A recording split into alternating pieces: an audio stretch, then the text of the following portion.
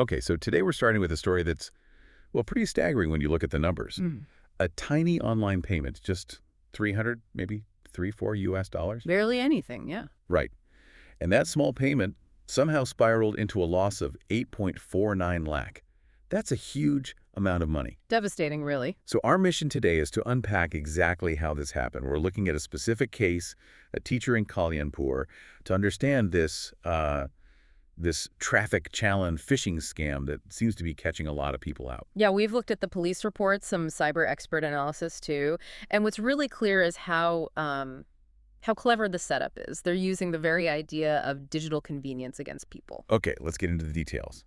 The victim, Shyamji Dwivedi, is a teacher, lives in Awas Vikas colony. He apparently noticed his bike's number plate was broken.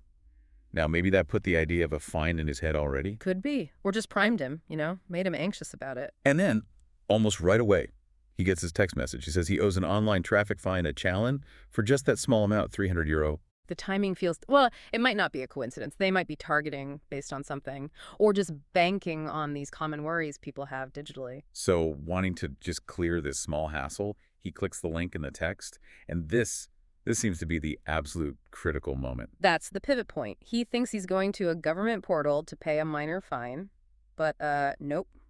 That link leads straight to a fake site, a phishing page designed to look real. So he goes there, enters his details, probably card number, maybe a PIN or net banking login, thinking he's paying the 300. Right. But was the payment even the point?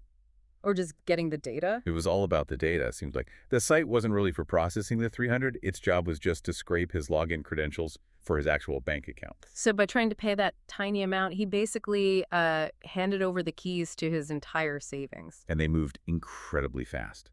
The reports show that within minutes, literally minutes of him trying to make that 300 payment, his main bank account was hit. Exactly. 18 separate withdrawals, totaling the full euro 8.49 lakh. Wow. Just drained. Wow. That speed is terrifying.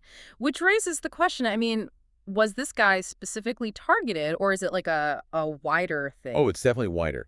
Experts are calling this part of a much larger digital fraud network. Okay. We saw analysis mentioning Professor Dwivedi Singh. He's a known cybercrime expert over there. He's looked at this pattern. And what's the tactic? What's the psychology they're using? It's all about exploiting these small payments.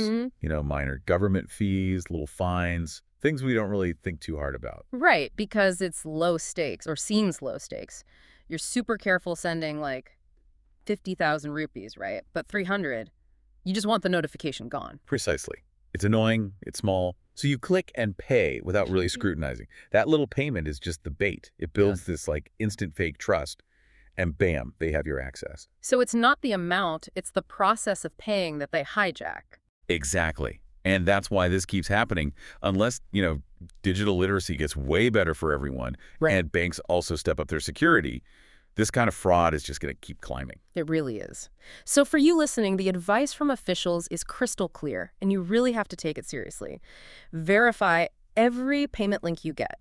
Every single one. Especially if it claims to be from the government, like for taxes or fines. Absolutely. Always go to the official website or the official app yourself. Type the address in manually. Never, ever just click a payment link from a text message or email. Just don't do it. It really makes you think, though. If something as simple, as routine as paying a small traffic fine can be weaponized like this, how do we actually balance things? We all expect digital stuff to be fast and convenient. But clearly, we also need this, extreme level of vigilance for pretty much every click we make online now. That's the tightrope we're all walking in this digital age, isn't it? Convenience versus security. And right now, the criminals are betting on convenience winning out.